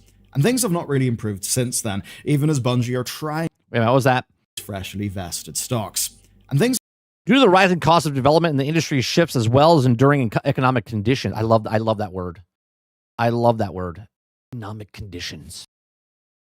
It's almost like organic or cage-free, right? It has become clear that we need to make substantial changes to our cost structure and focus development efforts entirely on Destiny and Marathon. That means beginning today, 220 of our roles will be eliminated, representing roughly 17% of our studio's workforce. These actions will affect every level of the company, including most of our executives and senior leader roles. This was July 31st of 2024. have not really improved since then, even as Bungie are trying to keep on top of feedback whilst preparing to deliver this expansion.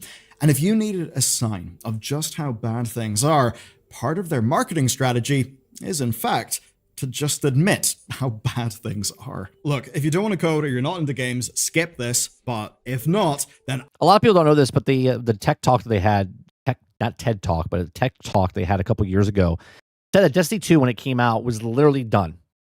They almost ruined Destiny from Destiny 1 to Destiny 2. It almost went under. And that was in year 4. I have got something for you, and that is boot.dev/Bellular News. They're today's sponsor, and you know what? Where the fuck were they a decade ago when I was in university? You see, I've got a BEng computer Not orgasmic. No, it's organic. science, and from doing that, I can tell you that Boot teaches this stuff incalculably better. Now, what they teach you is back-end development. That's the kind that lands 100k plus comp jobs. I'll tell you what, though, if they put orgasmic on the fruit, I think they would sell a lot more of it, though, Z. And they do it through a proper 12-month structured program that's like a role-playing game. I mean, literally, leaderboards, achievements, a Discord that actually helps. And over 750,000 students have completed 33.7 million lessons, which is wild, and that's including TypeScript, Go, and Python from the fundamentals up. So this is not some learn to code in 2 weeks silly scam thing. Boot teaches you the fundamentals that separate professional developers from vibe coders who ship security nightmares. And just take a look at their new training grounds feature. It's kind of wild. It knows what you've learned on their platform, and then it uses that to challenge you, basically generating personalized coding problems using spaced repetition so you actually learn. It's always growing, it's an actual community, and you can actually browse all of their contents for completely free. You only pay when you want to get stuck into all the interactivity and game-related stuff. So, to learn it all properly and get 25% off your first purchase, go to boot. Anybody ever do this? Everyone trying to learn to be a dev? Is it pretty pricey? Is it pretty low cost, high cost? What is it? Dev/Bellular News. The way to save the most money is to do that on the annual plan, and of course that's backed up by the fact that if you're not happy, they will refund you on the spot. Speaking to IGN, Destiny 2 game director Tyson Green was blunt about the last 2 years of Destiny 2 and the hole that they're currently trying to dig their way out. Yeah, bananas. That should be the ad. Banana sales are down. They just go, Chiquita bananas. It's orgasmic. And you'd be like, they would sell a lot more. They would get a lot of free press, that's for sure. So I suppose I'd recommend they climb rather than dig. Anyway, he's had this role since February 2024. He's a 2-decade veteran of Bungie.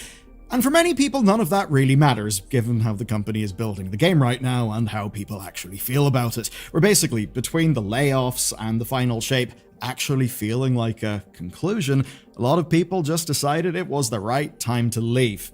Here's what he said, quote, "People were pleased and satisfied with what they played. And then the big downward spike in pop." But of course, you told them it was the end. Right? I left 4 years before, so I didn't give a shit about the story afterwards. I was just like, I literally cut it off like an ex-girlfriend. Okay?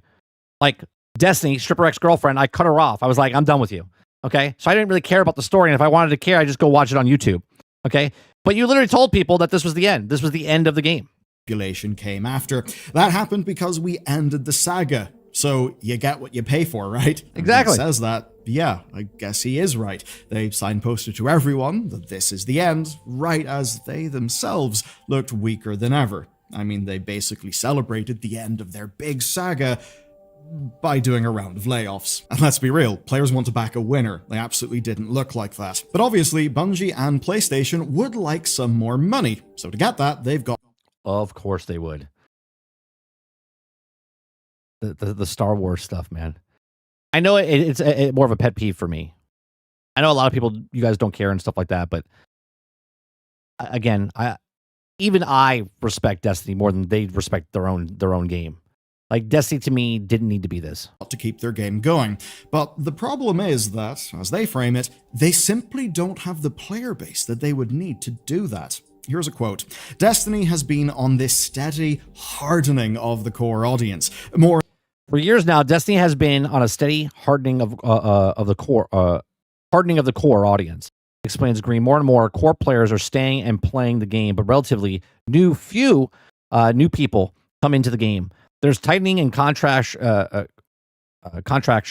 and present problems of the game that we're also trying to maintain the live service, serving those players with great, compelling expansions. And more core.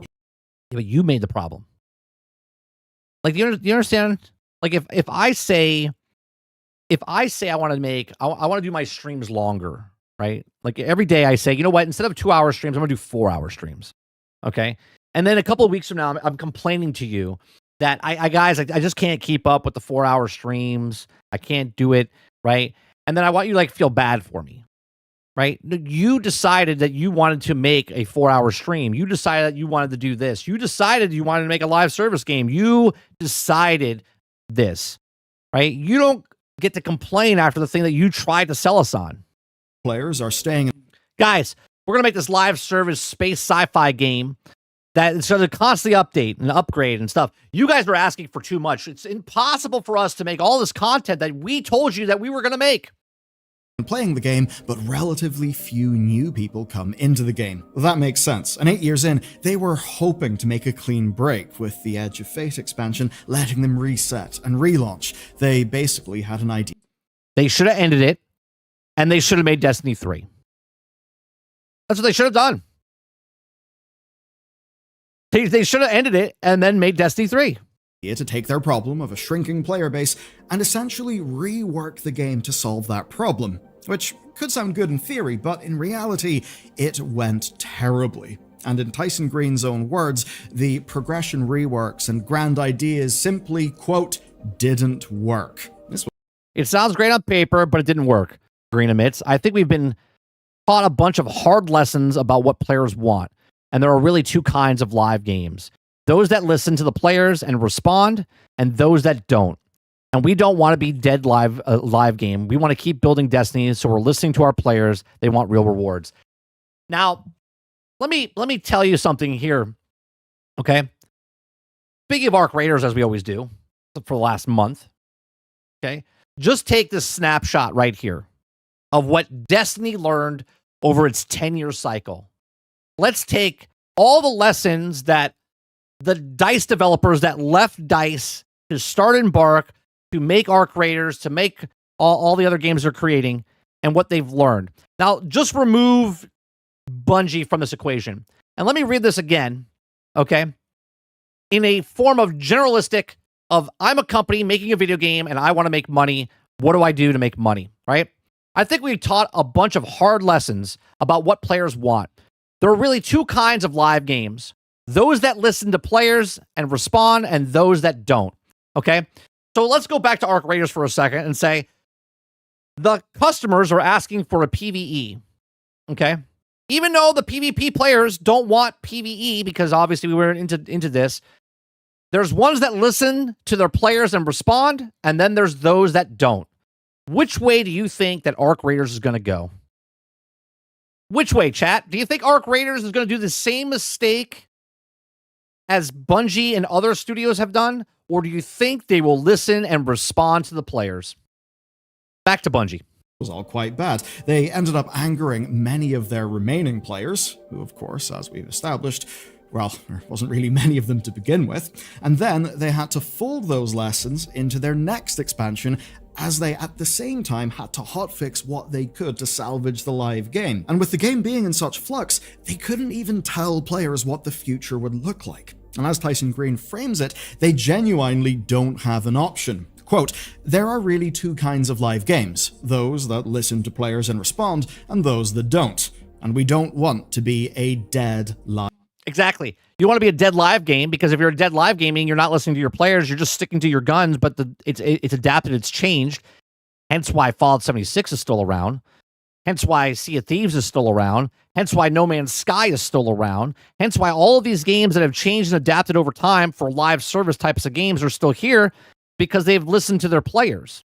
Live game, which of course means keeping players happy so that Bungie can make money. But unfortunately, PlayStation already got what they needed from the final shape. right? It came out, they sold a bunch of copies, but then the layoffs happened. Now those layoffs are just them reducing staffing costs, and the sales for the expansion would have driven some nice little profits. Now obviously that is all in the past, and it means that now all they can do is look at what little they've got left. And here's the thing, based on what PlayStation is telling their investors, it's actually even less than we would have thought. Sony's Q2 earnings, which were posted in November, have a dire report for Bungie within. They were actually singled out as a major source of lost revenue. And here's how bad it is. In 2022, Bungie was purchased for $3.6 billion. Remember that Bungie wanted 7. Remember, there was an article and Phil Spencer was talking about how he approached Bungie and they wanted $7 billion. I think it was like $7.1 billion, if I'm not mistaken.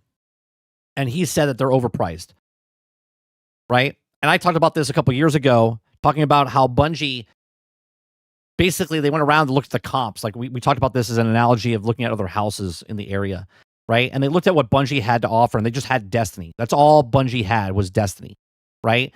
And then Microsoft looked at Bethesda, and they said, well, Bethesda has like 7 different like franchises, and they're all big. And they paid $7.3 billion, if I'm not mistaken, $7.3 billion for Bethesda.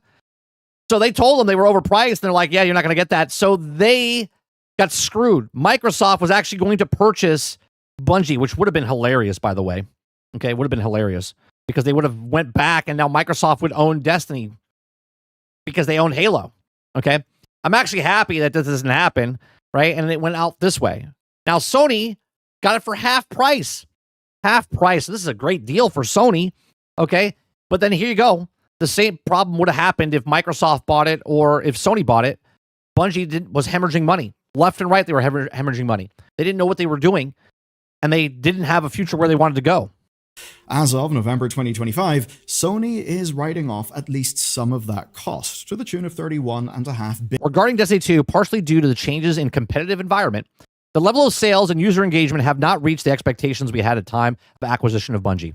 While we will continue to make improvements, we downwardly revised the business projection for the time being and recorded an impairment loss of 31.5 billion yen.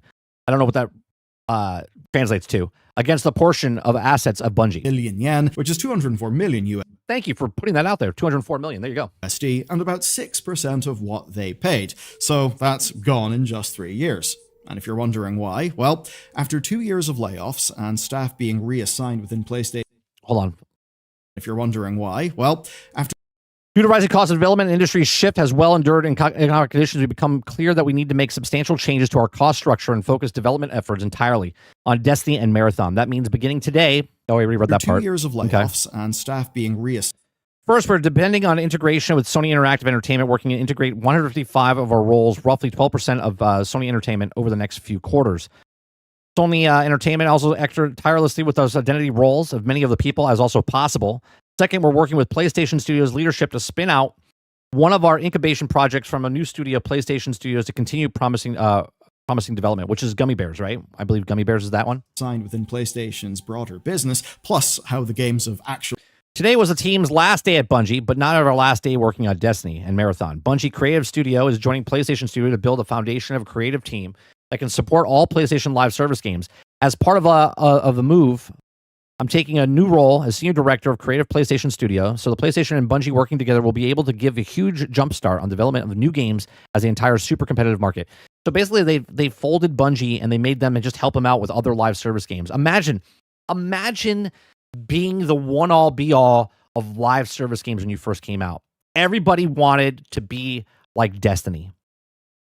To get to the company 10 years later, and they folded you in to Sony so you could help them make other live service games, not to be like yours, but to help them make other live service games. Performed, which hasn't been well, what remains of Bungie and Destiny 2 is now worth much less to Sony. And that's why they've recorded this impairment, because against those assets, quote, the level of sales and user engagement have not reached the expectations we had at the time of the acquisition.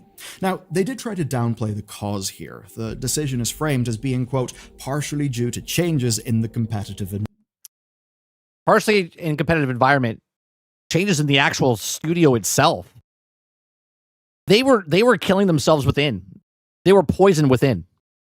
Environment. Which they self-inflicted, by the way. Now, broadly, there's more activists in that company than actual developers. I would agree. However, one of the changes in the competitive market isn't just the enemies being good, it's them continually fumbling the ball and being less competitive. Now, the implication here is that other games, especially other live games, have just drawn attention away from Destiny 2. Maybe Borderlands, or even PlayStation's own Helldivers, which is praised elsewhere. Of course, it's other games that have come out, right? Look, we've done the analogy before, it's sports, right? The New England Patriots, right? In the early 2000s, they were the team to beat, but did they win every year? No. But they won the majority of the years, okay? Because it's really hard. The Kansas City Chiefs are doing it now, right?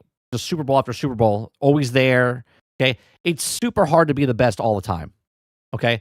There's always going to be someone trying to come for your heels and take your position. It's super hard for them to do this, okay?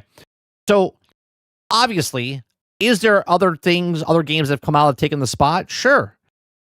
But also, when you have no competition and you are doing like direct competition, there's no direct competition to what Destiny was doing with what the game they had.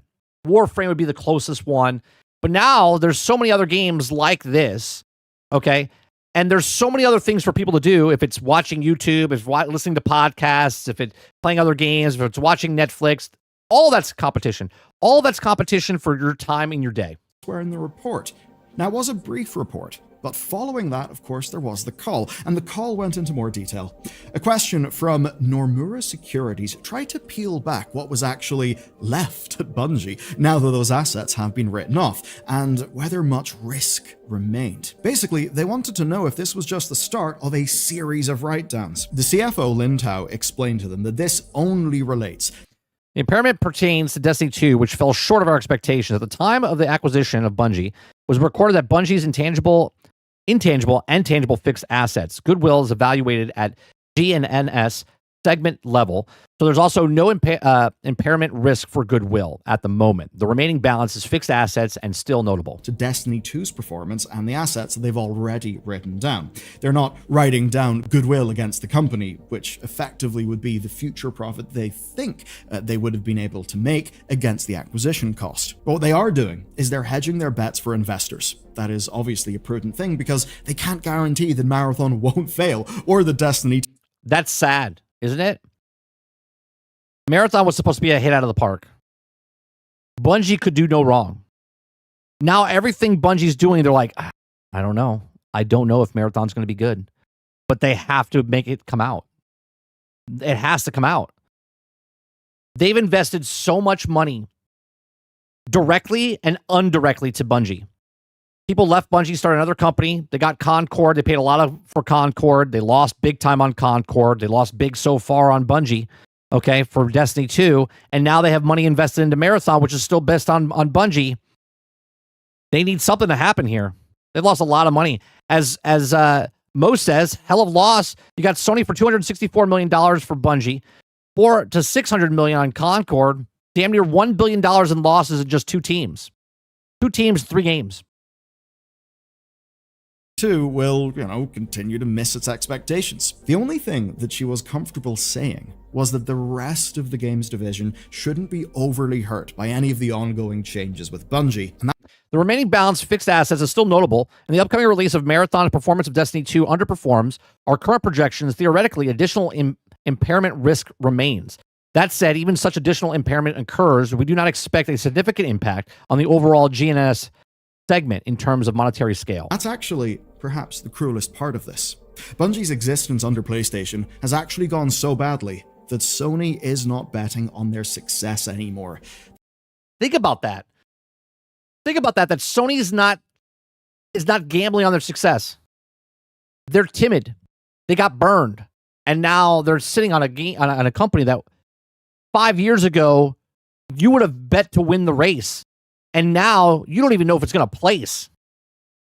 They're just trying to manage their downside risk while hoping some of those future bets will pay off. Let's talk about the future bets. So in the earnings call, Lin Tao was fairly clear. She said that PlayStation expects Marathon to launch next year, and that they're giving Bungie the support and the runway to...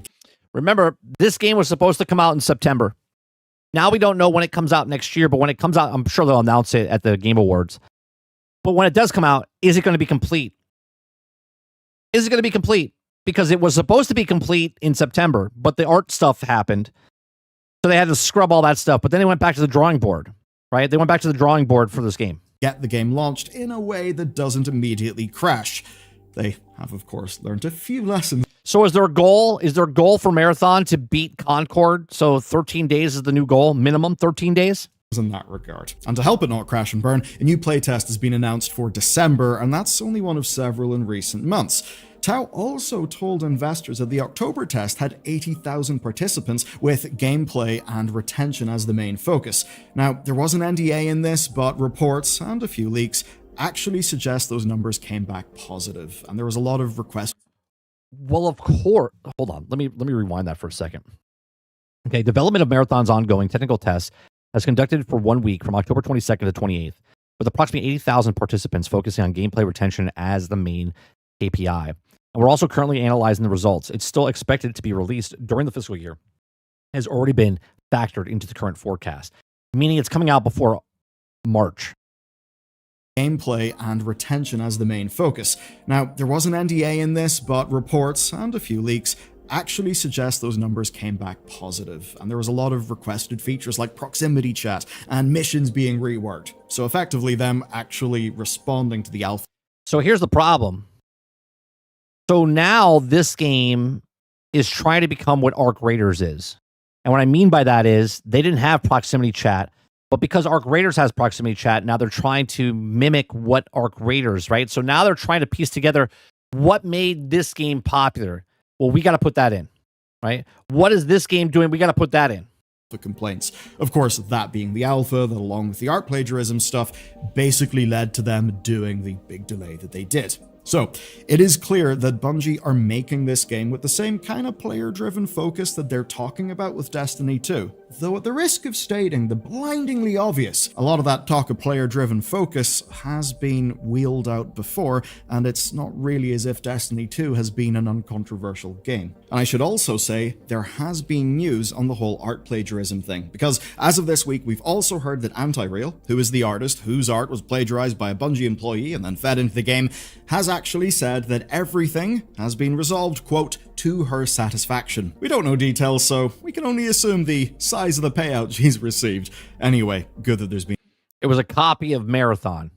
It was a gift card to the Bungie's shop, a raid jacket, and a copy of Marathon. At least some justice in that, and that seemingly the artist involved feels happy about it. Bungie and PlayStation will of course hope that that just draws a line under the whole affair so that they can then go on and launch the game with a little bit less controversy. But regardless of that, they still have to sell copies when the game launches, which we do expect is going to be before next April. Now, kind of ironically... What was it? No, it was nothing. They didn't say what it was, Mo. What they paid. Arc Raiders' success in leapfrogging Bungie may actually help them get some more buy-in from players. That's true. Because of Arc Raiders being more casual and it was a big hit, it might make people go, hey, you know what? I liked Bungie. I liked playing Destiny 2. I like playing Arc, but if Destiny comes out with a game like Arc, then maybe I'll jump over to Destiny's version. Potentially. Who wouldn't have previously tried an extraction shooter. Basically, it seems Arc Raiders may have expanded that audience, which should act... Maybe Marathon has a PvE mode. Huh? There you go. If Marathon comes out, it's PvPvE, and they also put a PvE mode in there that would one-up Arc Raiders. Now, I don't know what the whole thing is about Marathon, if they would do it or not. The way I look at it is what Marvel Rivals did to Overwatch, I can see Marathon doing to Arc Raiders, right? They come out, do the exact same thing, and then add something else on top of it to make it a little bit more appealing. Actually tee up Marathon pretty well. But even if it does land, there's another question. Can Bungie actually run 2 live service games at once? Because a good question too. If it does come out and it does succeed, can they run both Marathon and Destiny 2 and whatever Gummy Bears is and make and make Destiny 3. It's a lot of balls to juggle. We take a look at Destiny 2, we can certainly see they've struggled to manage handling just one. All this, I would say, is a gamble. Large businesses love guaranteed success, and I don't think anything is guaranteed for Bungie. Of course they like success. Look at Rockstar. Rockstar's not coming out with Grand Theft Auto 6. They're still pushing Grand Theft Auto Online. That keeps making money, right? They keep making that while they're doing stuff, right? Microsoft doesn't want to get rid of Elder Scrolls Online and Fallout 76. They're making bank off of that. Here. Look, Destiny has got a team who are just desperately trying to keep the train running, but they're doing that while passengers are basically leaping off the train at any opportunity that they can get. I don't feel great about that. And as for Marathon, it will definitely have a better chance next year. Eclipse says, how are you going to do that with no proximity chat? Well, they're still working on proximity chat. The game's not out yet, Eclipse. Than if it had have launched this autumn. But managing 2 live service teams instead of just one, especially with a brand that has had as many controversies as Marathon and a studio that's had as many controversies as Bungie, does seem like a tall order. And this might be why some rumors have surfaced. Rumors that come from Destiny data miners that suggest that Bungie are in, quote, extremely early development on a Destiny 3 as well. Right. So if Destiny 3 is in early development, we're 4 years out. 4 years out, meaning they still have to bring Destiny 2 along for a couple more years, pump a bunch of money into Marathon if it succeeds for at least 2 years, right? That gets you to 2028.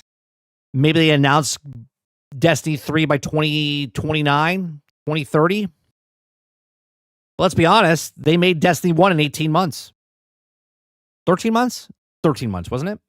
Well, as a Destiny 2 classic. So they had to completely change what it originally was to what it is. Classic. Yeah, apparently Destiny 3 and Destiny. Sarge, you're so silly. You think they're actually going to 4 to 6, 6 to 8? No. They're going to put the game out and fix it over the next 6 to 8 years. Come on. They're not going to work on it for 6 years and then develop and then put it out. They're going to work on it for 2 years, put it out, and then fix it over the next 6 to 8. Come on. 2 classic, which seems weird. Yes, Destiny 3 is extremely early development. Some of you have seen a tweet earlier this afternoon and mentioned that. We also been sitting on the info for a few weeks now and wanted to wait to talk about it, seeing that it's such an early state. It just sucks to see others post about it carelessly for free internet points. We plan to share more info in coming months, and we wait for the large-scale things to develop take place. Yeah, but if you didn't respond to this, the people that are doing the leaking, you wouldn't have justified it, right? I can say they're working on Destiny 3. Okay, but you validating that I ruined it. I didn't ruin it, right?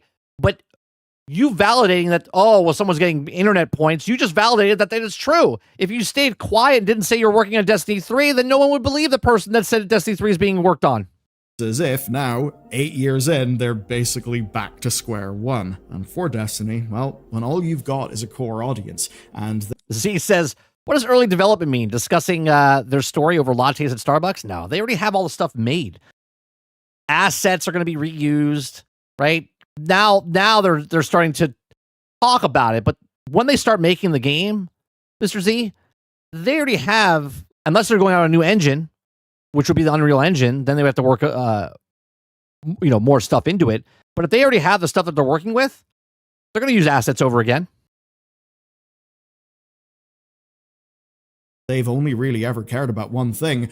What the hell else can you do? It's kind of what Tyson Green said. All you can do is listen to the players and respond. And I think implicit in that is an acknowledgement.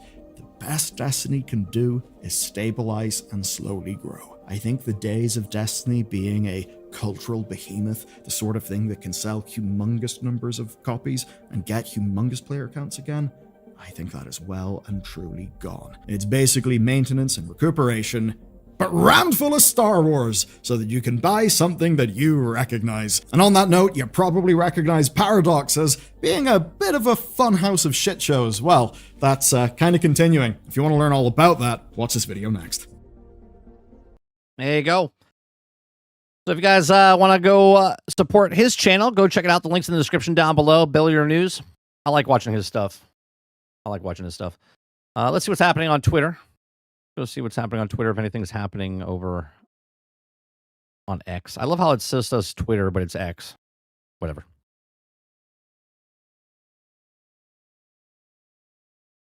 Let me see what's happening here. Walls and floors have proven tricky in Arc Raiders as of late. Arc Raiders deactivates part of the game to fix exploits. Interesting. Let's see what that's about. Add that to the stories for tonight for Generation X Gaming. If you guys don't know, I know most of you do know, but if you're new to the channel, we are basically, we have a podcast that we do on Thursday nights called Generation X Gaming. The weekly podcast that goes over a few of the top stories from the past week, and we rant along the way. Join me and Sarge tonight, 8 p.m. Eastern. You can watch the past broadcasts over on Spotify, Anchor.fm, and anywhere else that you want to listen to podcasts. We're there. You can watch all the past broadcasts over on Spotify, video or audio versions of that. And then next week, we're doing the Video Game Awards show. And joining us next week on the show, not tonight, but next week, we have the Real Fake Wizard, the Kingard, and Greg Owen joining us on the show next week. So come check that out.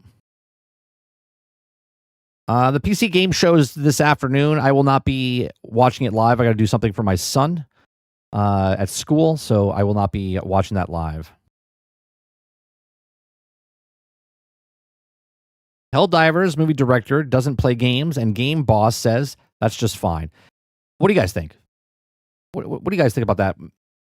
Right, we should probably put that in the talk point for tonight for Generation X Gaming. You guys know where I think. If you're a person that wants to direct a movie about video games, you probably should play the video game to know what it is instead of just going, "Oh yeah, I'm gonna make it my own thing." Right? If you guys haven't watched the Helldivers fan film, I suggest you go watch it. It's done very well. It captures, in my opinion, what Helldivers is. They do a very good job.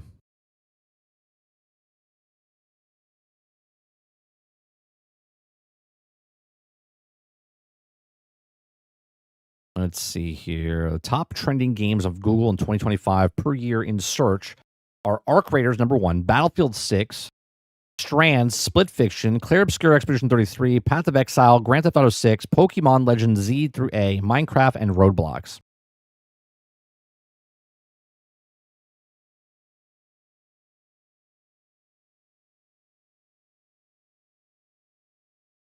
Oh, did you guys see this? This is actually a pretty big deal. Let me bring this up. CNN partners, Kashi, to integrate prediction marketing into global newsroom. The first major news network to embrace the prediction market. Yeah, CNN's done. CNN is done.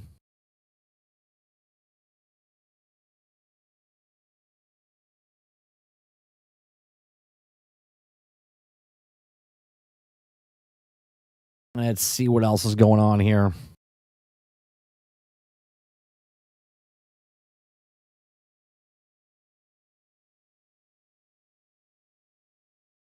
Kingdom Come Deliverance Royal Edition on Switch for $21.46 by Warrior64 on Twitter.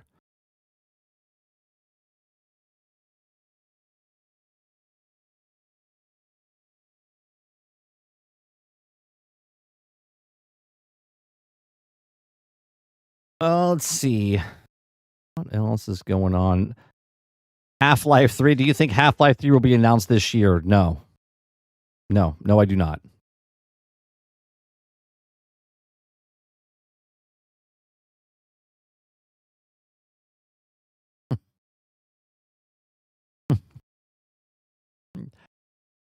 This... I'm not even going to say anything about this. I'm just going to put this on the screen. This sums up 2025 since we're coming to the end of the close of the year. This closes out the year. Okay. This is what 2025 has been. Okay. Top one is ugly. Middle one is Jesus. And the bottom one is a woman. Oh, man. Jesus Christ.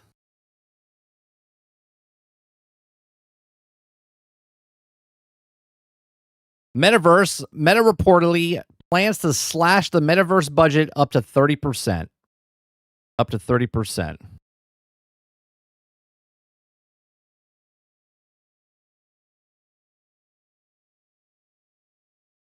So I guess the metaverse is not working out, huh? The metaverse is not working out. Apparently there's a problem with the armor in RedSec.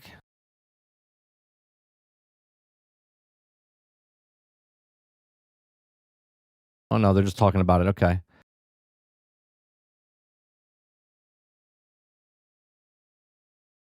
Planet Coaster DLC came out today.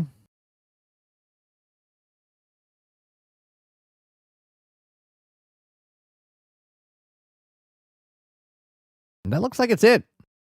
I mean, we're right at the 12 o'clock mark here. Like this, we'll call it. We'll be back this evening, 8 p.m. Eastern. 8 p.m. Eastern for Generation X Gaming, the weekly podcast that goes over a few of the top stories from the past week, and we rant along the way. If you guys like what I do here, hit that like button, hit that subscribe button. If you'd like to go above and beyond that, become a member as little as $5. You can go check out some of the other videos that we've done here. We do uploads as well. There's a couple of videos that I've done in the last couple months that go over make a game, sell a game, talking about toxicity or criticism is toxic now. Stop buying broken, buggy games. Go check out those videos if you haven't watched them. Appreciate it very much. You guys have a great rest of your day, evening, or night, wherever you are.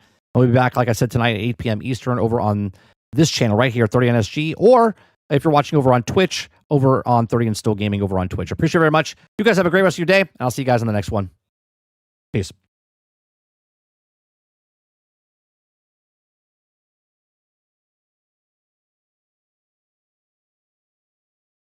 Yo, yo, yo, yo, yo, yo, yo.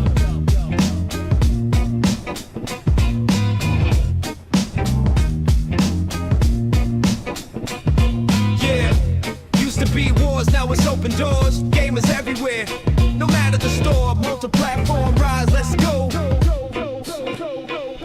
Cross-play, cross-life, everybody getting hype. Xbox, PlayStation, Switch, PC in sight. No more fences, we're breaking the chains. Gamers worldwide all share the same game. Cross-play, cross-life, everybody getting hype. Xbox, PlayStation, Switch, PC in sight. No more fences, we're breaking the chains. Gamers worldwide all share the same game. Remember the times when the console wars burned? Had to pick a side, bridges never got turned. Exclusive drops kept us stuck in the fight. Now they shipping everywhere and it feeling right. Halo hit Steam, Kratos left home. Sony cross seas, now we standing on Chrome. Call of Duty don't care where you log in, whether blue, green, red, everybody's locked in. Back then, bragging like my box the best. Now it's yo, what you playing on? That's the real flex. Squads don't split, we unite for the win. Whether PC frames or a pad in your hand. Nintendo still holding Mario tight, but even rumors say Zelda might take flight. From couch to the cloud, from a disc to a stream. Gaming's for us all, that's the multiply dream. Cross-play, cross-life, everybody getting hype. Xbox, PlayStation, Switch, PC in sight. No more fences, we're breaking the chains. Gamers worldwide all share the same game. Cross-play, cross-life, everybody getting hype. Xbox, PlayStation, Switch, PC in sight. No more fences, we're breaking the chains. Gamers worldwide all share the same game. Game Pass rolling, making deals on the low. Sony dropping ports, watch the fan base grow. Even the Switch getting big boy drops. Monster Hunter, Fortnite can't make it stop. Epic and Steam, once fighting for the crown. Now it's like, yo, let the players get down. Cloud stream service, you can play on a phone. Doesn't matter where, you ain't playing alone. From Tekken to FIFA, from Destiny raids, everybody linking up, no matter the shade. Fanboys crying, but the world too loud. Gamers stand tall, multi-platform and proud. Imagine back then if they saw this day. Master Chief on PlayStation, Kratos on Game Pass Play. Sonic and Mario shook hands long ago. Now it's every IP learning how to grow. So no more division, the culture's too wide. We gaming together, controllers collide. This is the future, man, it ain't pretend. Every platform, every player gaming won't end. Cross-play, cross-life, everybody getting hype. Xbox, PlayStation, Switch, PC in sight. No more fences, we're breaking the chains. Gamers worldwide all share the same game. Cross-play, cross-life, everybody getting hype. Xbox, PlayStation, Switch, PC in sight. No more fences, we're breaking the chains. Gamers worldwide all share the same game. Cross-play, no wars, just games we adore. A platform forever, that's what we're here. No wars, just games we adore. A platform forever, that's what